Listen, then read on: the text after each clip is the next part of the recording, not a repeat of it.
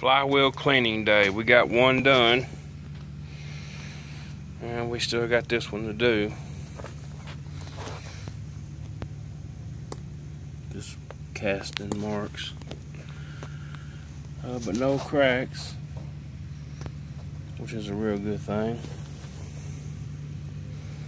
We'd have to throw it away if it had a crack, or at least put it over in the scrap pile. But I'm gonna get on with this grinder with a wire wheel on it and get these cleaned up and get them primered so we can move on with the project. I should have this thing together and running.